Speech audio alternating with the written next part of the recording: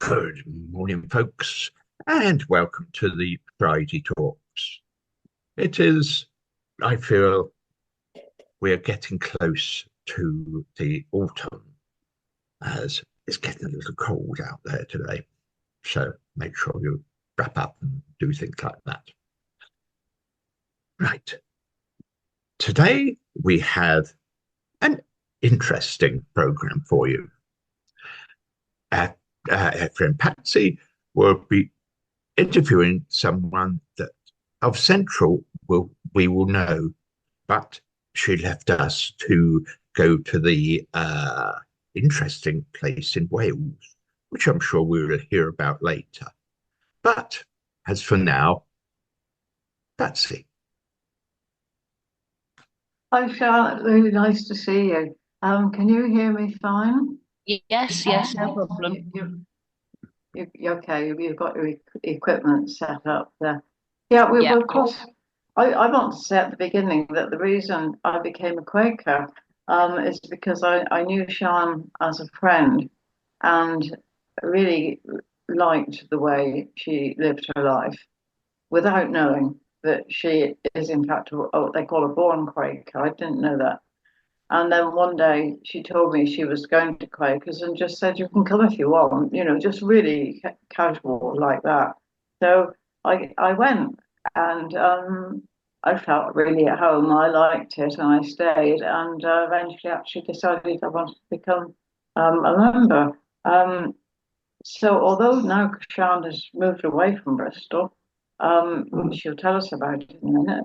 Um, she is has always been a really central part for me of my being a Quaker. So I'd like to thank you for that, Sean. Very Hmm. grateful. I'm honored, Patsy. I'm honored. Thank you very much. That's really nice to hear.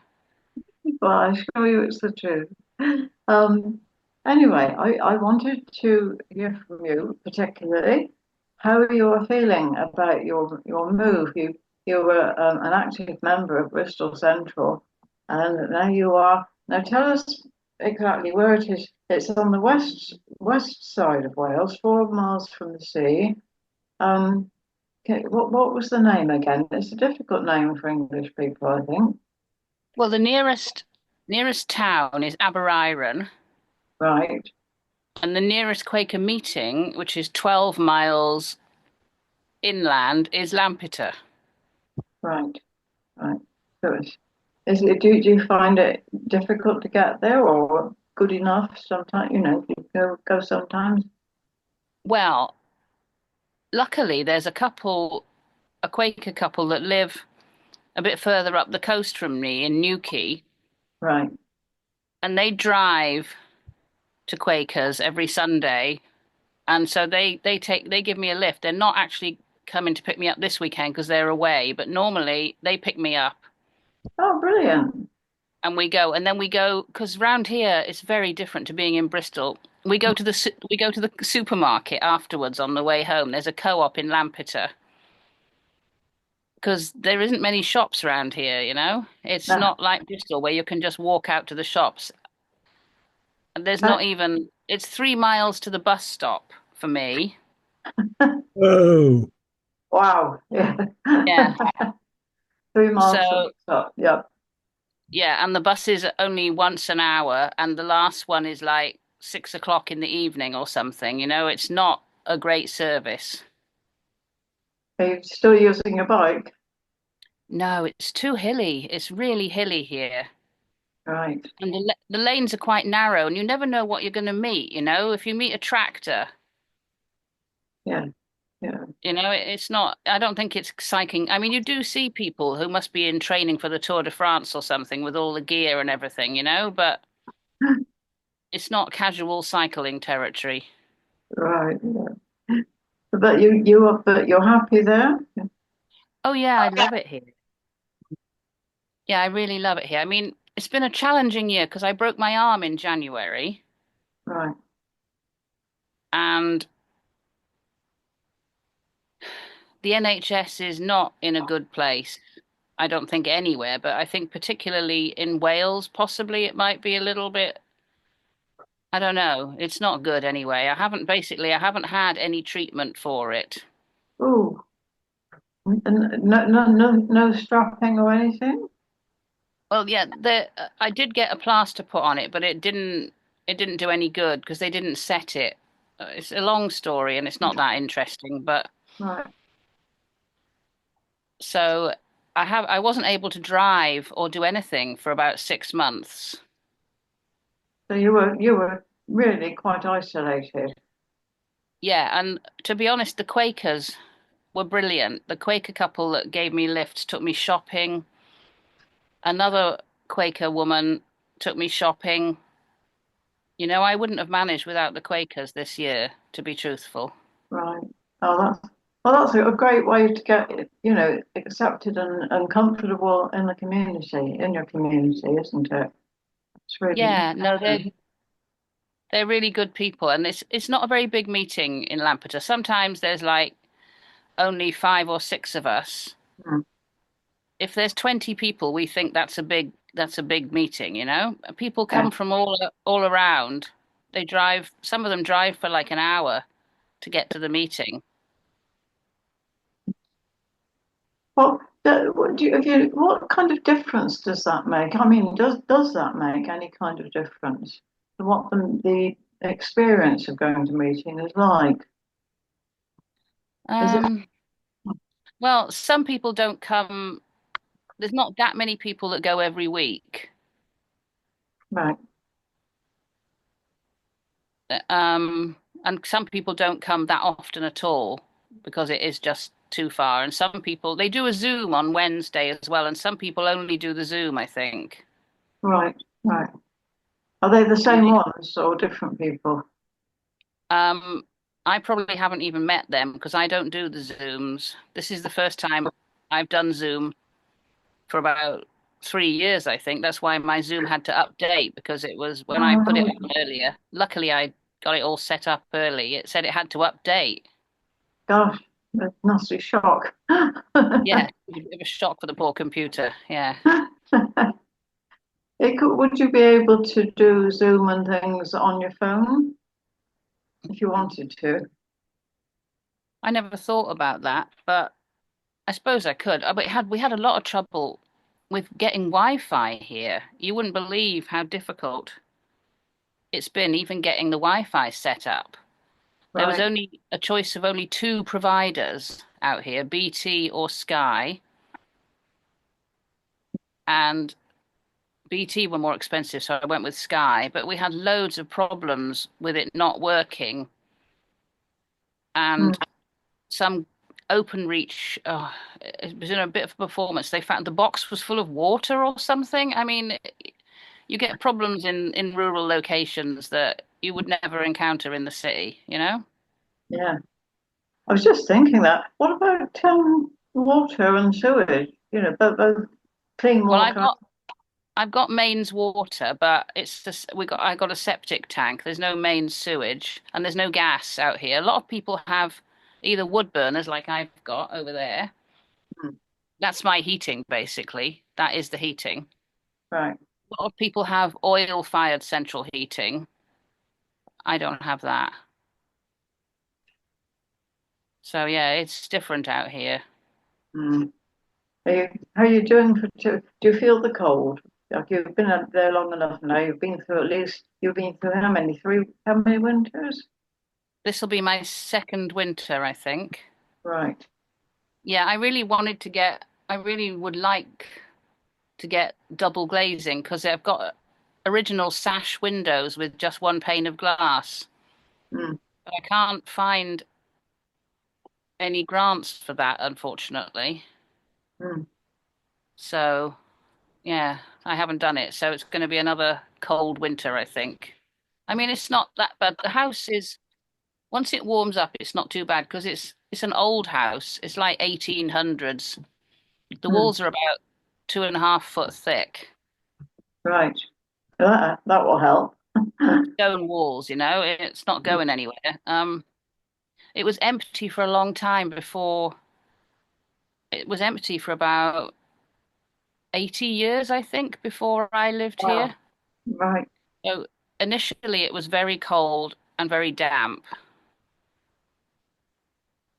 And do you think it's warming up a little bit more every year with a bit of luck? Yeah, yeah, Mm. definitely.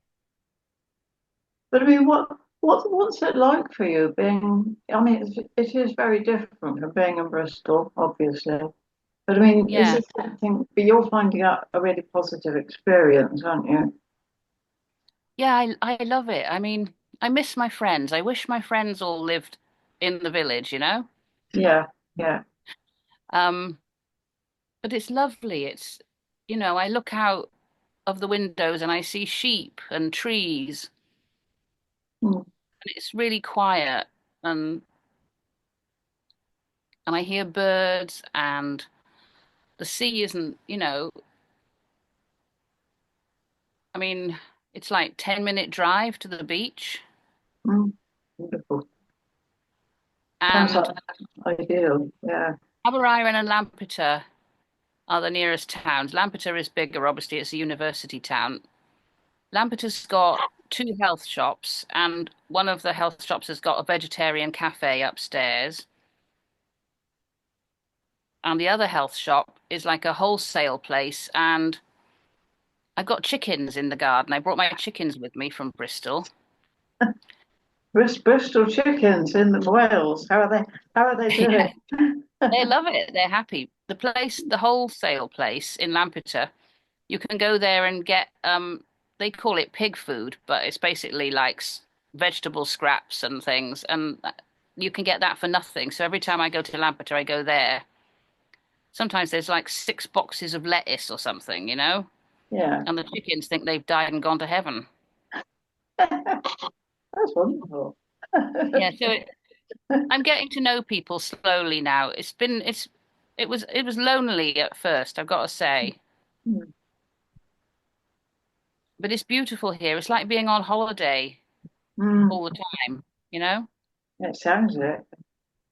I mean, one of the things I wanted to ask you is because you're one of these people that has actually lived in quite a variety of places. I mean, you were born in Cardiff, I think, Yeah, that's um, right. Yeah. but you spent some of your life in the West Indies. Yeah, yeah. I lived in Jamaica for a year. Yeah. And what, And I lived in France for a year. yes. I mean, could you tell us what it was? What was it like living in the West Indies? How did you find the culture? Did it suit you? Again, I missed my friends and I found it, I mean, I did make a friend out there who I'm still in touch with on WhatsApp, but it was quite difficult to connect with the women out there, really, because it is such a different culture. Mm, And yeah, it was quite difficult to find. You would think it would be easy with women, but it wasn't as easy as I would have liked to make friends out there. But I mean, it was beautiful. Again, it's a beautiful place. The weather is divine, the food is lovely and fresh, mm, beaches and rivers. Again, it's a beautiful place, but a lot of poverty, a real lot of poverty, which I found difficult. And unfortunately, in poverty, the animals tend to be at the bottom of the pile, and I saw some very distressing animal cruelty, mm. which I would have struggled with if I lived there any longer. I struggled with that. And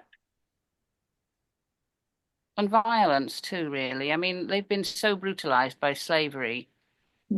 I mean, I know that was a couple of 100 years ago, but these things take time to work down the generations. Yeah. And they've been so brutalized, and they turn it in on themselves, and the poverty. They've been robbed by America, basically.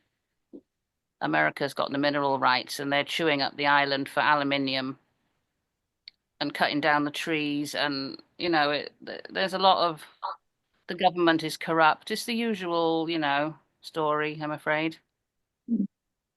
But Was your daughter born in Jamaica? Or, No, she was born in Bristol, but her dad was of Jamaican parentage. Both my daughters were Jamaican parent fathers, yeah. mm, mm. And did that? What was that? I mean, if they were both Jamaican, you can't. I can't be saying how does that compare. But I just, well, I mean, how what were they like as fathers? Was there a difference? Yeah, Do, my older daughter's dad was a disaster, really. I mean, he was obviously very traumatized from he was first generation born in Bristol. I mean, I gave up trying to figure him out, to be honest, because he was just a disaster. And Rhonda doesn't really have any contact with him. That's her choice because he's not really an asset. Cheyenne's dad, I'm still friends with. And again, he's very traumatized. His mum, when he was little, his mum got a visa to go to America. So she left him with an aunt when he was like about 6, I think. So he's had attachment trauma. mm, And his mum didn't really like him as much as the other children and made it quite obvious. Yeah, it's a sad story. So he had a lot of problems, but he was never horrible to me, and we're still friends. mm, He was just a bit depressed, really, and a bit when he came to the UK, it was so different. It took him a real long time. He couldn't find his way around, he couldn't orientate himself, and he didn't like the food because the food in the UK is not as fresh as the food in Jamaica. So mm. yeah, it was difficult for him. And he's still struggling. He lives in a flat in Easton and he's still struggling with a lot of things, but he's doing his best. Mm. I mean, our society is so unhealthy Mm. and so unsupportive of mental health, particularly. What about your time in France? What made you want to do that? Um, well, my mum went out there to live. She lived there for 10 years. Um, so I used to go and visit her, and I ended up house sitting for this woman who had a place in London and a place in France. That was how I ended up living there for the year. I mean, yeah, France was nice. I liked France. And I sort of got to grips with murdering French a bit.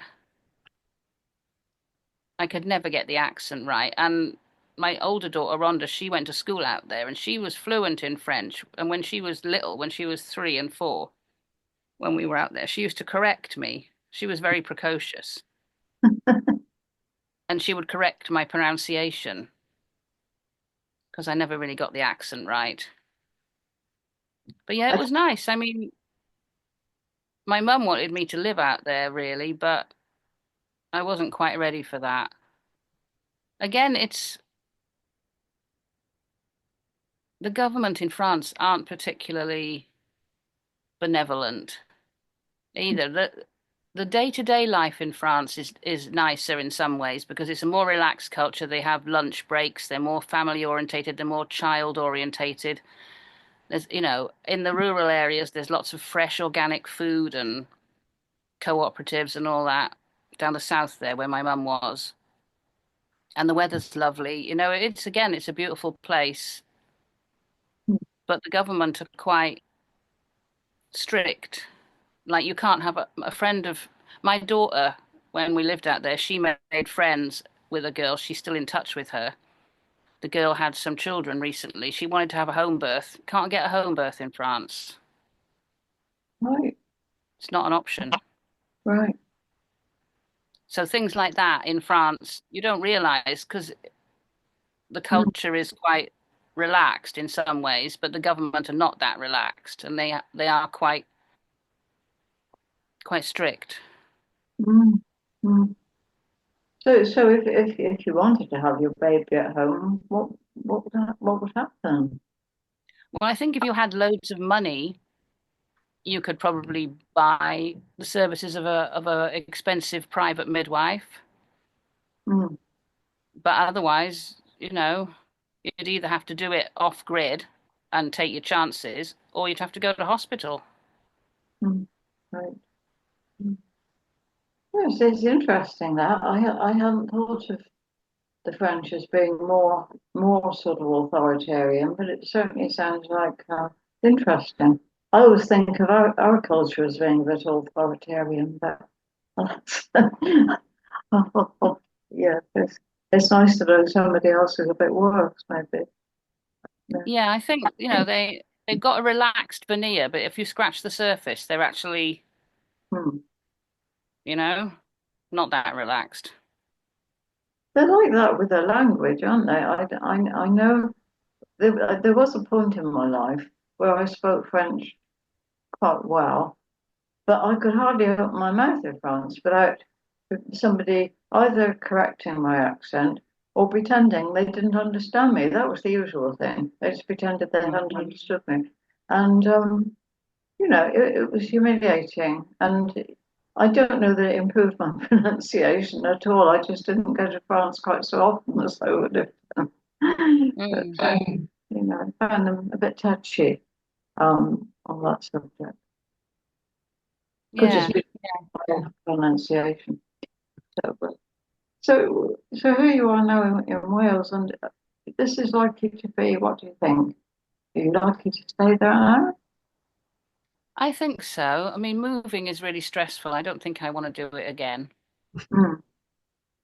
Yes, I can imagine it. But and also, once you tailor your life to, especially somewhere, I mean, it's a very special place, isn't it? Somewhere that hasn't been lived in for 80 years, and but you've had the chance to shape it to just what's Mm. you're having the chance to shape it Yeah. to what suits you. Yes, I Yes. can imagine you. Um, how much work has actually been involved for you? Well, a lot, to be honest, and it's not finished yet because the back of the house is quite damp because the wall has kind of crumbled a little bit and not the weather this summer hasn't been good enough to do a lot of outdoor stuff. And plus, because Hmm. I couldn't drive because I'd broken my arm and my partner doesn't drive at the moment, we tried Right. ordering some cement from somewhere when the weather was good because cement apparently it likes to be warm. It won't set if the weather's temperature's below, and obviously you can't do it when it's raining. No. So we tried to order some cement and they were out of stock. And by the time we managed to find some, the way it was raining again, so we never got to do the back wall this summer again. So it's a You've bit still, damp at the back of the house. So there is still stuff to do. you've still got the cement anyway. Yeah, well, we didn't actually end up getting it in the end because it doesn't keep either. We had some from last year and it had gone Hmm. off, even though it had been in the house. I didn't know that. I never realized cement was such sensitive stuff. Mm. Mm. And how warm are you finding that is stove the correct word to use for it for your fire? It's a wood The wood burner. burner. Yeah. Hmm. How warm does it keep the house as a whole? I mean, like at all, or just the Well, room? if it's on, then it does a good job, but it eats a lot of wood. That's the only thing. Mm. Yeah. Is this wood that's lying around, or do you have to buy it? Or Well, I did buy some last year, but I basically, with the last of the money, because I helped my daughter to buy a flat in London. hmm. I gave her the deposit for that, and I bought this place. And I also bought myself an acre of land Hmm. because one of the things I've always wanted is land. Okay, an acre isn't that much, but it's something. But Hmm. unfortunately, it's not that near. It's 30 miles south near Carmarthen. Right. You've got to It's got a drive. lot. Yeah, I got to drive, so I haven't been able to go there that much because of breaking my arm. Hmm. But I've got a lot of trees there that have fallen down and need. There's lots of wood there. I just need the chance to get it really, and I haven't been able to do it Hmm. this year as much as I would have liked because of my arm. Hmm. yeah, I'm really excited about that. I've got a polytunnel on the land, Right. and I've got a little wooden summer house thing. So, my plan is to construct a compost toilet and to be able to stay there for weekends because I've got a river as well. One of the borders of the land is a river, Right. Yes. and it's lovely there. It's beautiful. It's really isolated. There's no buses for miles. There's no way of getting there without a car. Sounds perfect. But yeah, I've got wood there. I just need to get it. So in the meantime, I'm having to buy wood. And what else are you going to do with the land? Have you got plans for growing certain things? Well, yeah, I want to grow in the polytunnel. I want to grow things like tomatoes and peppers, and Hmm. I've got a grapevine in there and a fig tree in there. So I'm hoping that they will thrive and I'll get grapes and figs maybe. Hmm. Sounds good. So it's a fairly mild climate. Well, inside the polytunnel, I'm hoping it'll be mild enough. I mean, Well, yeah. You can tell I'm not a gardener, can't you? no, I mean, Wales isn't, the warmest place, but it's a sunny piece of land. It's very sunny. When Hmm. it is sunny, it gets the sun.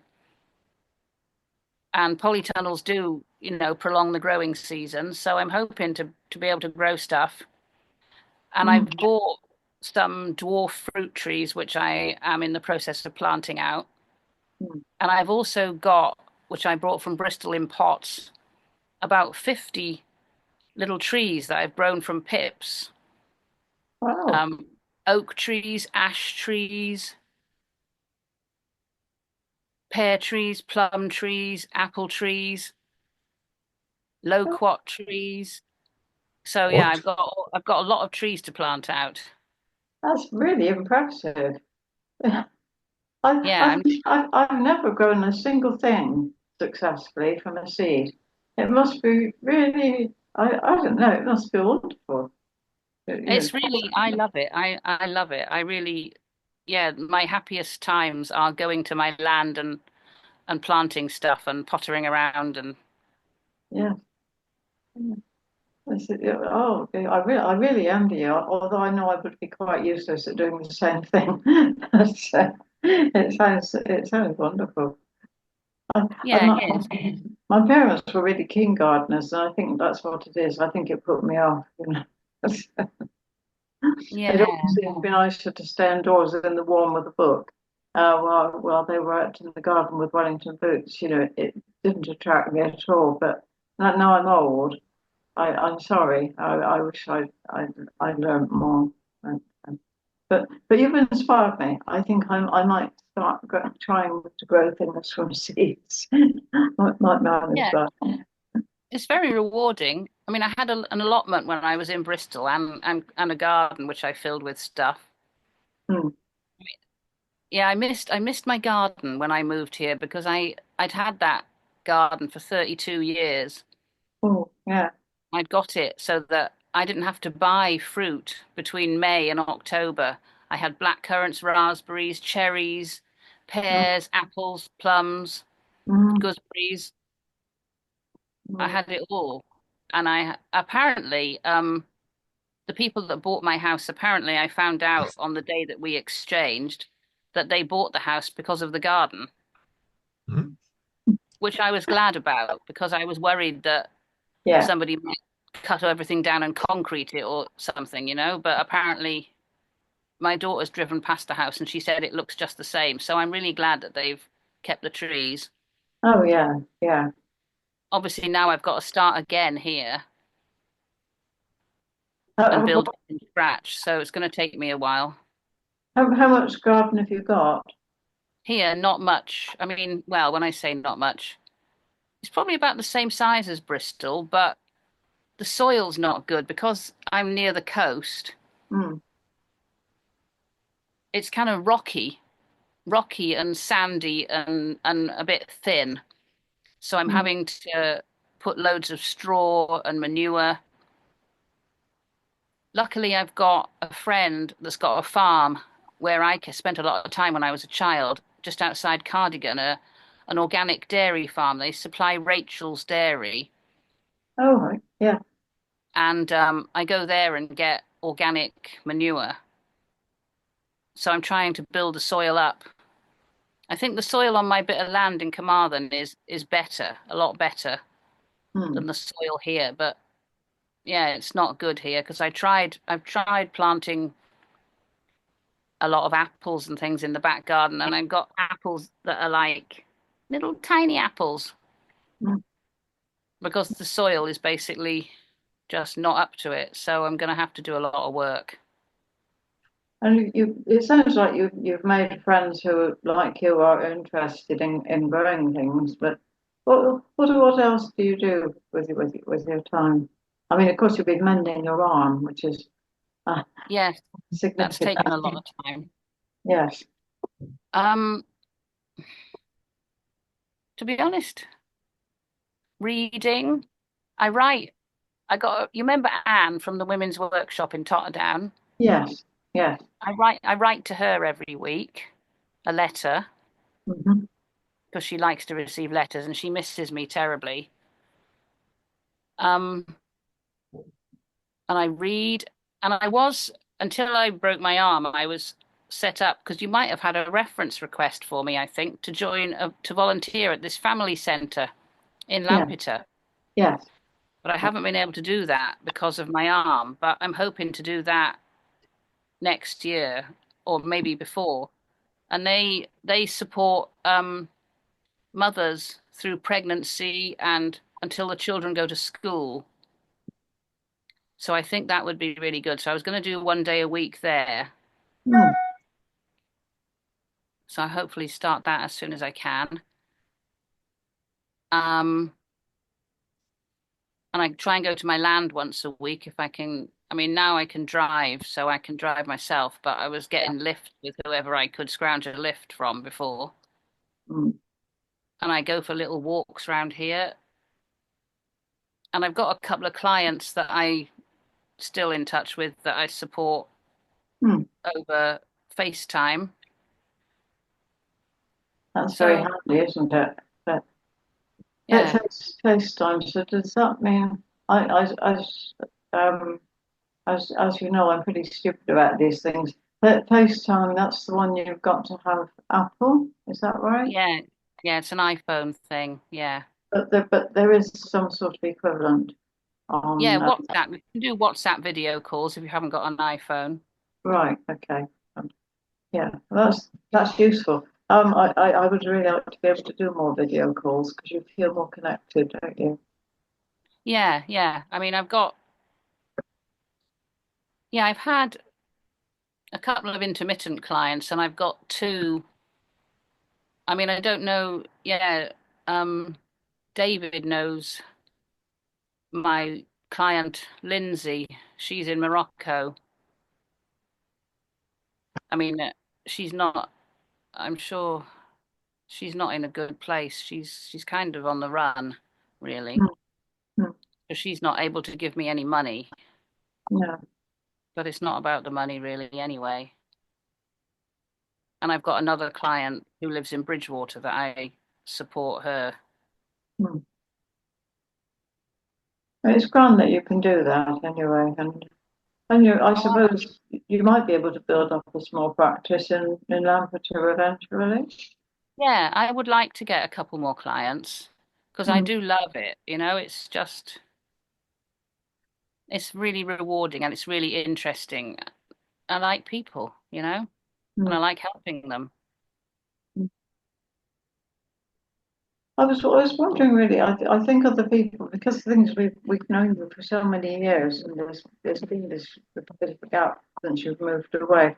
I've got a feeling other people may have all sorts of questions they want to ask you. So I will pause and open this now to. Would anyone else like to ask John about anything she's been talking about, but also anything to do with how different it is being a Quaker where she's living now and what it was like in Bristol, depending on what sort of questions have people got. Do you want to share this bit, Ray? You're better at it than me. Okay, then because then I will say something first. I remember Lampeter basically because Quaker yearly meeting was there for residential yearly meeting was there for a time, and I remember going there. Uh, it was different. Yes, it was smaller than we Mhm. usually go to. So there was a place that you went down to the sea and that lot there, and that was quite different. But I remember it very well. It was, because usually there's lots of things to do that you go out and do them.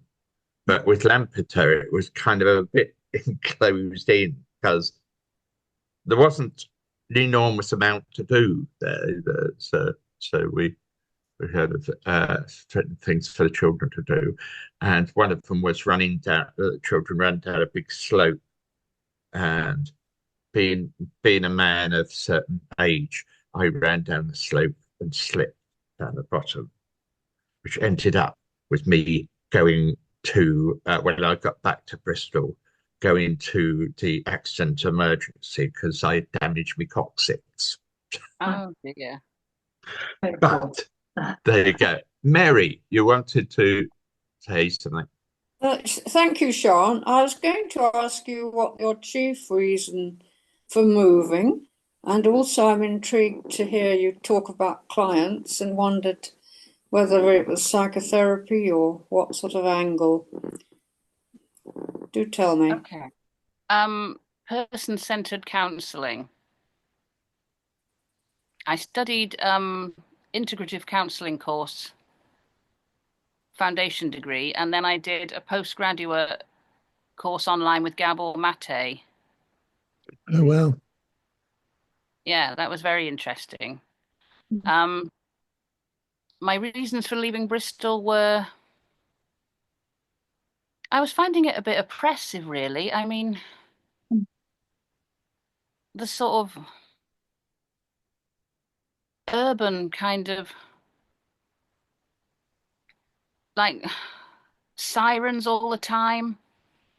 Like, I mean, obviously where I lived near Muller Road, so there was always sirens going up and down all day and night. That's all I could hear was police sirens. And if I went down to Tesco's or Stapleton Road,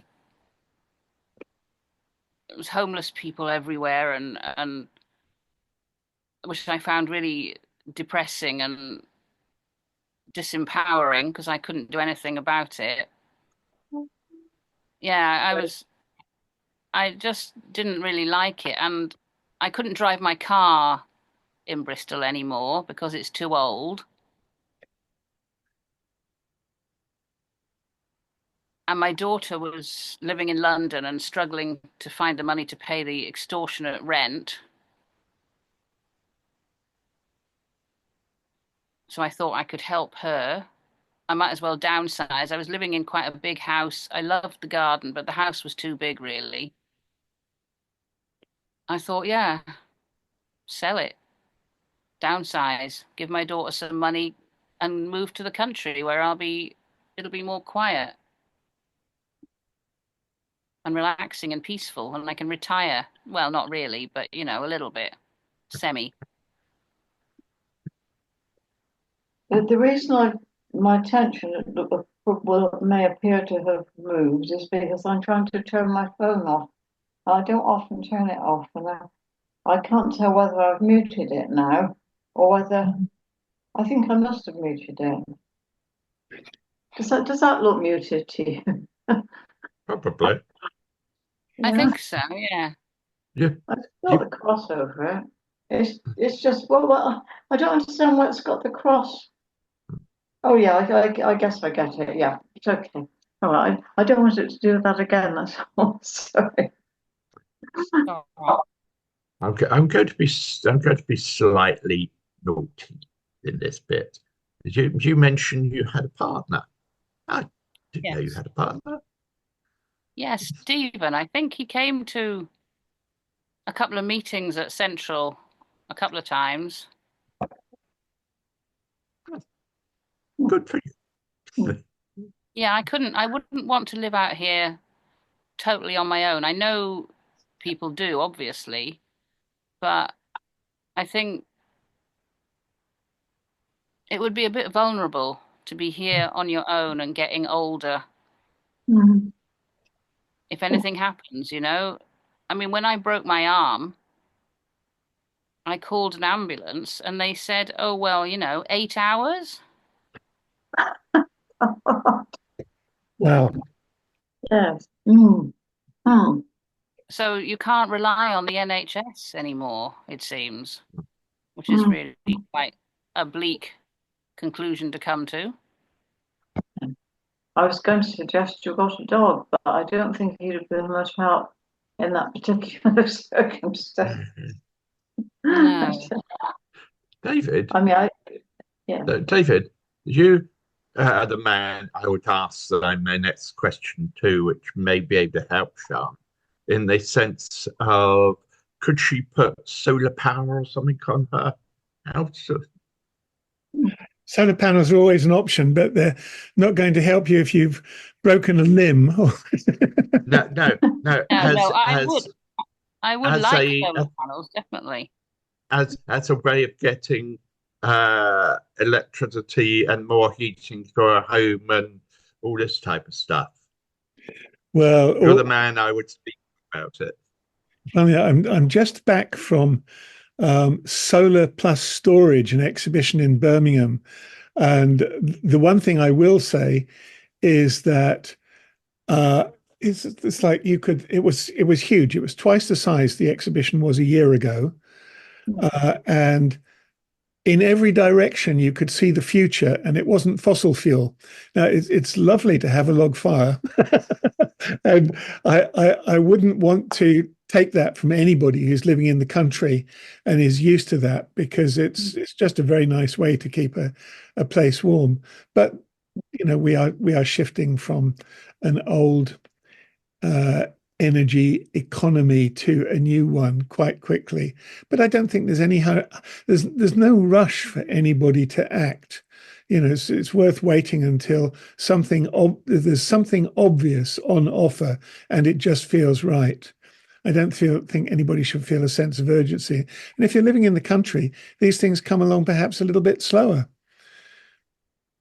Mm. Well, I have had some awareness of schemes offering solar panels, but they want you to have a heat pump and insulation and the solar. You have to have the whole package, and I don't want a heat pump because I don't have radiators, Yep. and I don't want insulation because the walls are already 2.5 foot thick. I don't think adding another 3 inches is going to make any difference. So I Hardly. just want solar on its own, but I haven't found anywhere where I can get any grants to get solar panels on their own. So I don't have any options on that one. If anyone's got any suggestions, I'm open to suggestions on that one. Well, my suggestion would be not to feel a sense of urgency and not to feel browbeaten. The the the the the national economy is changing very quickly. We've just got this new government in.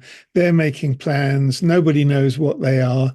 So it's worth waiting until it's clear what to do. Now, Ray wouldn't have thought of this, but I've been I used to study with a German mystic, Thomas Hübel, who is good chums with Gabor Mate.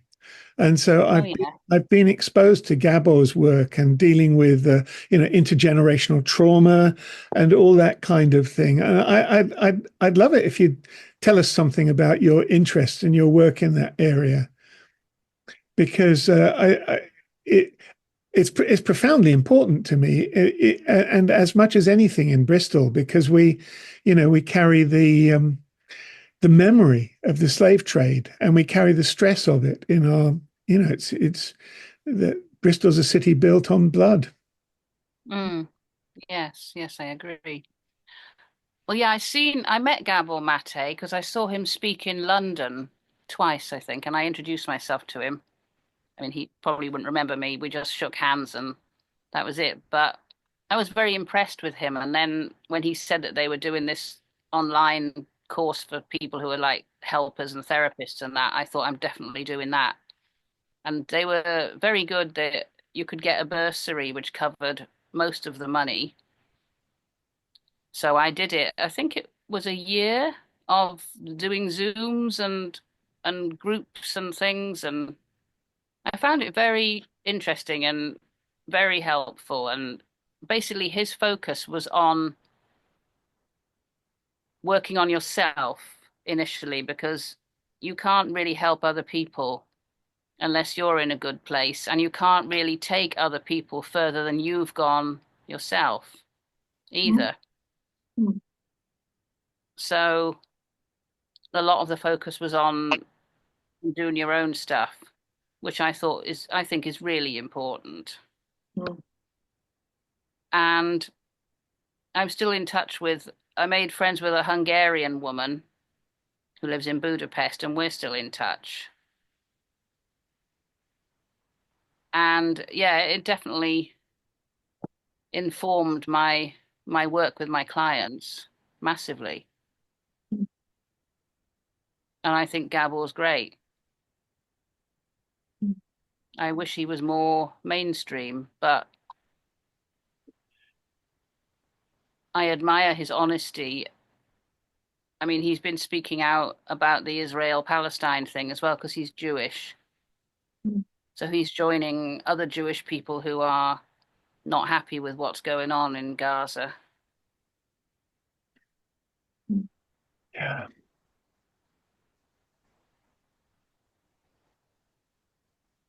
Thank you. Yeah. What sort of sort of additional question would be around the counselling work that you do, and how that's how do you feel you're best able to help people, and what does working with Gabor done to add to that?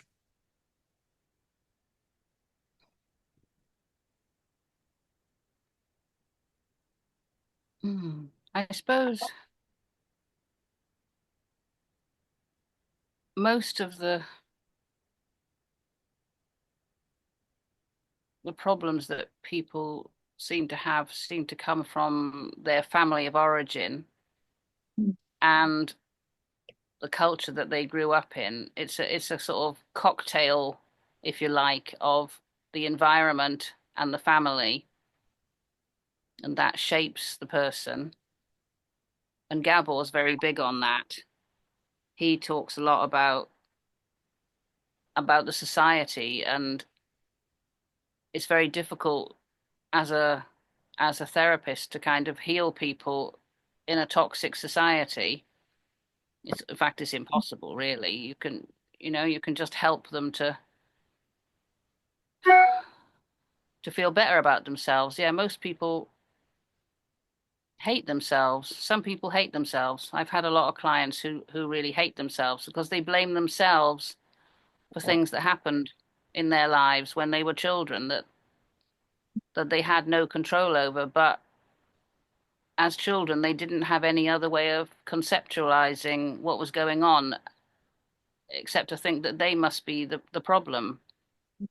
And they grow up with this sense of not being good enough. And so I try and give them what they didn't get when they were children. I listen to them. I give them unconditional positive regard. I try and build them up a little bit and make them aware of their strengths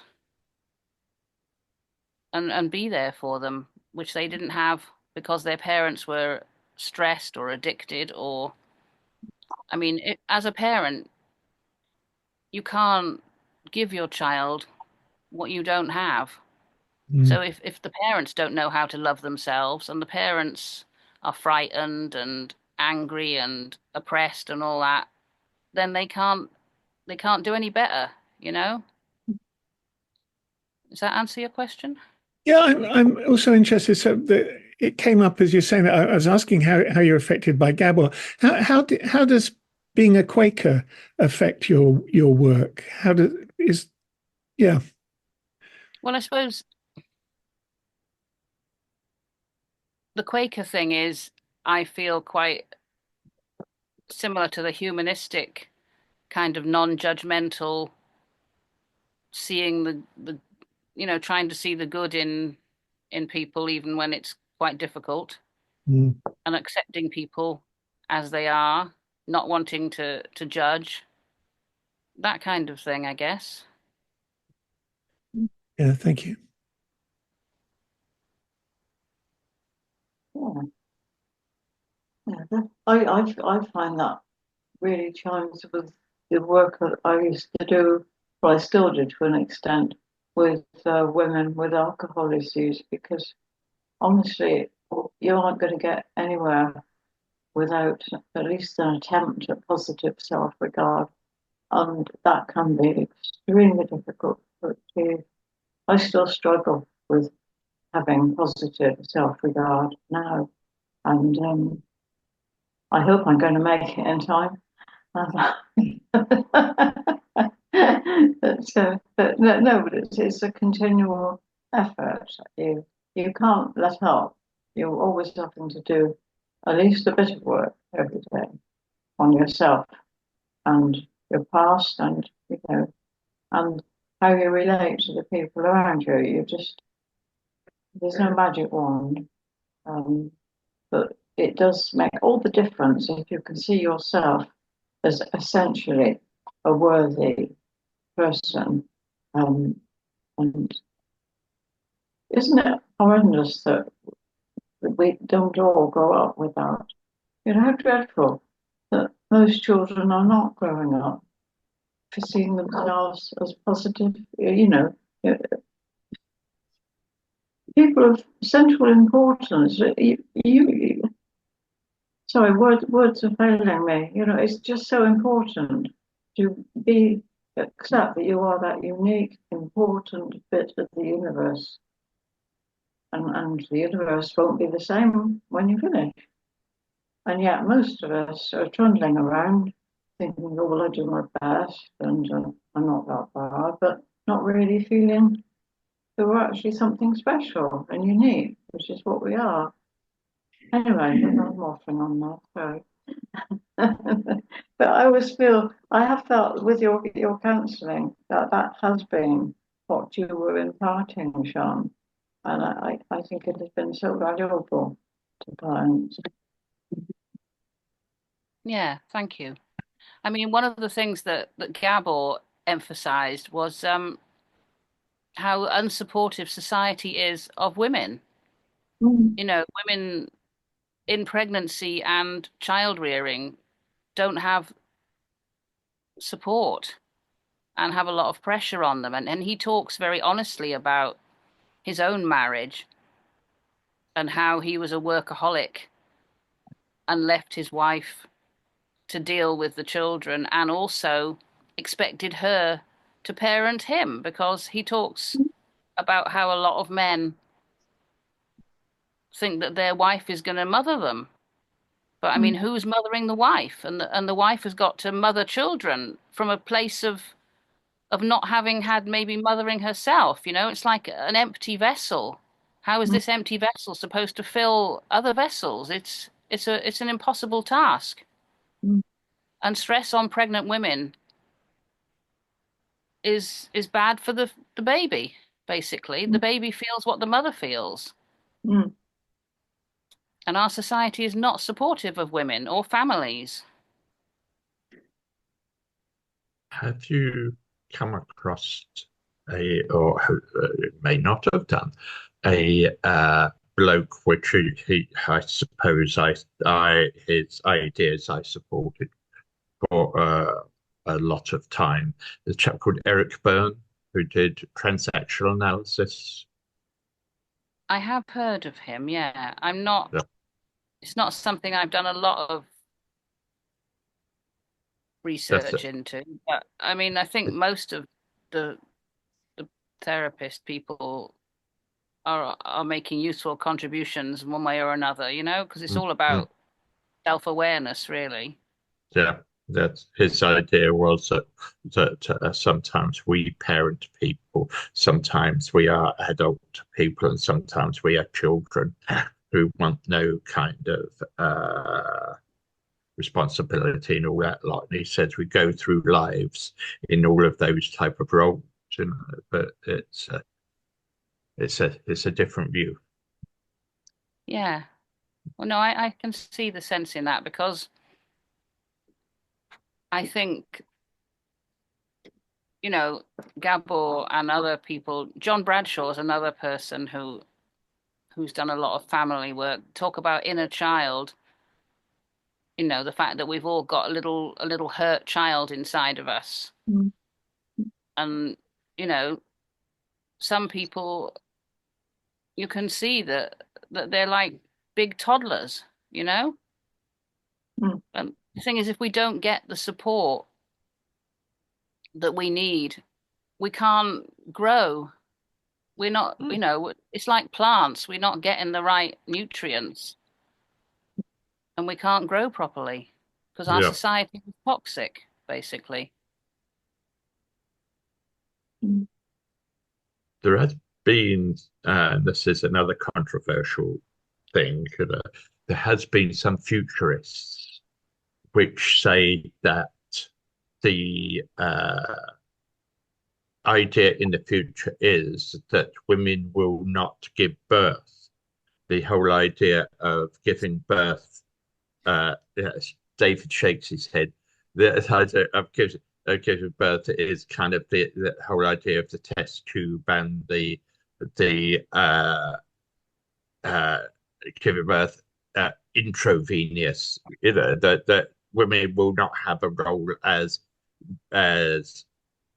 parenting in that way. It would be given over to a kind of a scientific idea of not test tube so much, but if you can imagine an enormous thing being a test tube type of thing, you know. But that is a theory,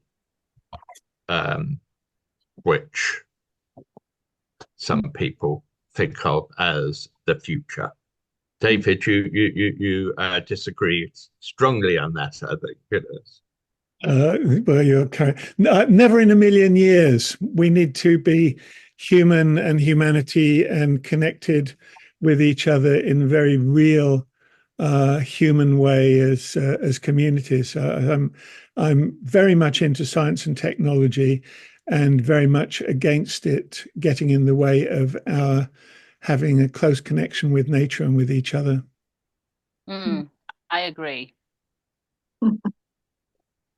So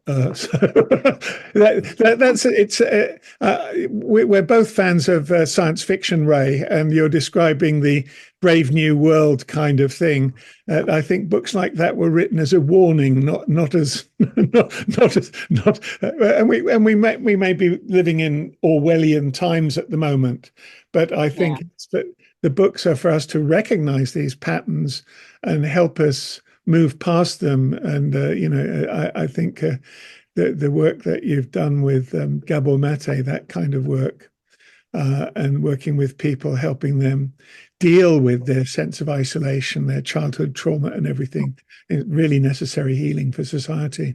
So yeah, it's a way. I think you introduced that as a provocation, Ray. I'm sorry, mate. It's on its way. Anyway, apart from that,